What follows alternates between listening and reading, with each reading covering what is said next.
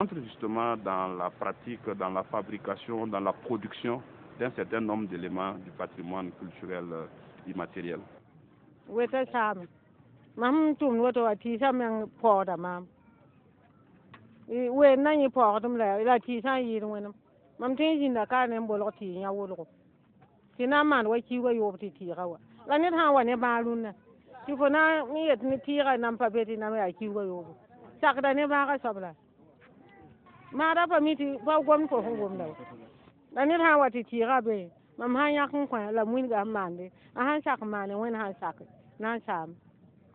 Awa palam mameng pamenya sandik moti matonan tume migram te ton ko se tana lokta mbate moyin te digna sati moti na pozon ne ba maza bo mi kame te boto kabe ba mo na kamba wada masa winga te do mi kala menam ye.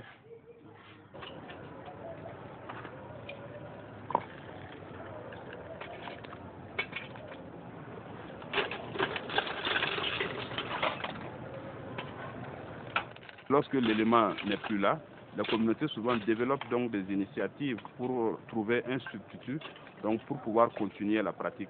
Vous voyez, le bronze, tout de suite, donc c'est du matériel de récupération qui est utilisé pour justement donc confondre pour obtenir ce bronze-là. Alors que par le passé, il fallait justement donc aller le chercher, voilà, ailleurs. Le projet qui nous concerne est intitulé Projet d'inventaire et de promotion du patrimoine culturel immatériel. Donc c'est un projet, comme son nom l'indique, qui consiste à faire l'inventaire des éléments constitutifs du patrimoine culturel de notre pays. En réalité, il s'agira pour les professionnels du patrimoine et aussi pour les équipes d'inventaire qui vont être déployées sur le terrain, de recenser tous les éléments qui rentrent dans le cadre du patrimoine culturel immatériel des communautés auxquelles elles seront amenées à s'adresser.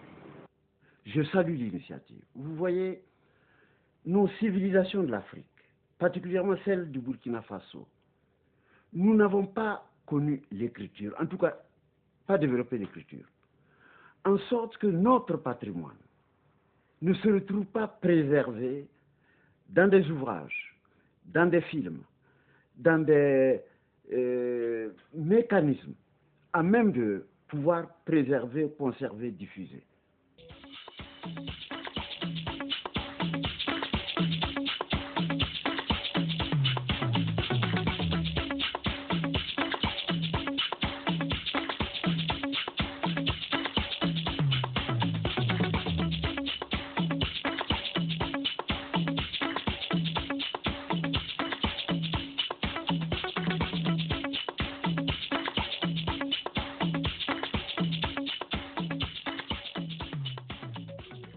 La question même de l'inventaire du patrimoine culturel d'une manière générale est essentielle. Vous ne pouvez pas organiser une campagne politique de protection et de promotion de ce patrimoine lorsque vous ne savez pas exactement quelle est son étendue, quelle est son importance, quelle est sa richesse. C'est pour cela que nous faisons de la question du patrimoine, de l'inventaire du patrimoine culturel de façon générale une chose essentielle, une étape essentielle pour notre action au niveau de la Direction générale du patrimoine culturel. Et le patrimoine culturel immatériel dont nous sommes en train donc d'effectuer l'inventaire spécifique est très important d'un point de vue de son étendue, mais également c'est le patrimoine, c'est le pan de notre patrimoine qui est le plus important, mais en même temps qui reste vraiment le plus vulnérable.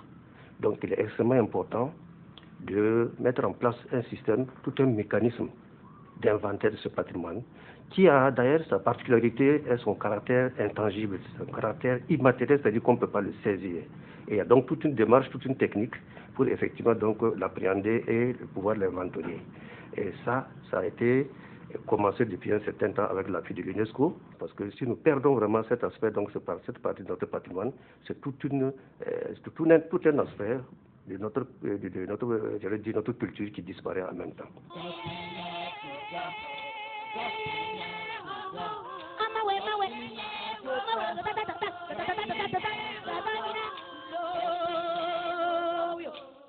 Les activités d'inventaire, de sensibilisation et de formation organisées dans le cadre de ce projet permettront aux communautés de participer elles-mêmes à la sauvegarde de leur patrimoine culturel immatériel. La participation des communautés au projet est un critère hautement apprécié par les instances de la Convention de 2003 et que le Burkina a respecté, ce qui a facilité l'obtention du financement de l'UNESCO. Le travail est organisé sur la base des prescrits de la Convention de 2003 sur la sauvegarde du patrimoine culturel immatériel. Donc ces prescrits-là assignent à tous les pays qui veulent mener ce genre de travail de s'appuyer d'abord sur les communautés. Il faut que le travail se fasse par et avec les communautés. Donc pour ce qui concerne ce projet précisément, il y aura deux grands moments. Le premier moment, c'est d'abord la mise en place des organes. Et pour les organes, on en a 3. On a le comité de pilotage qui est constitué de 8 membres. Et ces membres-là sont issus notamment de l'administration culturelle, des universités, de la chefferie coutumière et aussi de toutes des représentants des communautés. On a aussi, après le comité de pilotage, on a les coordinations régionales au niveau de chaque région. Et ces coordinations régionales sont présidées par les gouverneurs. Et après les coordinations régionales, on a les équipes d'inventaire par province.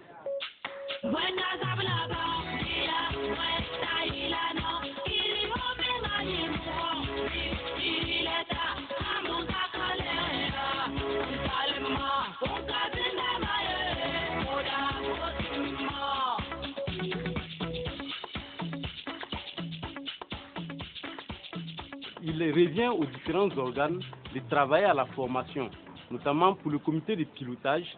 Les membres du comité de pilotage ils ont été formés aux techniques d'inventaire participatif et c'est à eux de former les membres des coordinations régionales. Et les membres des coordinations régionales ayant reçu ce type de formation procèdent maintenant eux aussi à la formation des équipes d'inventaire qui sont déployées sur le terrain pour effectuer le travail. Donc pour ce qui concerne le deuxième mouvement, c'est la répartition temporelle. Il faut dire que le projet a été subdivisé en 2 grands temps, notamment une phase pilote qui va durer 8 mois et qui va concerner essentiellement 2 régions, la région des Cascades et la région des Hauts-Bassins. Et à l'issue de ces 8 mois de phase pilote, on va tirer les leçons, faire les recadrages nécessaires avant d'entamer une phase de généralisation qui va concerner les 11 régions restantes de notre pays. Ce travail se veut participatif simplement parce que c'est aux communautés elles-mêmes de déterminer les éléments qu'elles estiment essentiels, qu'elles estiment représentatifs de leur patrimoine culturel immatériel. À cet effet, tout ce qu'on demande, c'est leur implication effective dans la mise en œuvre des différentes phases de ce processus. Ce qui va nous permettre d'avoir des éléments conséquents, des éléments fiables pour pouvoir définir nous-mêmes aussi tous les programmes appropriés pour leur valorisation.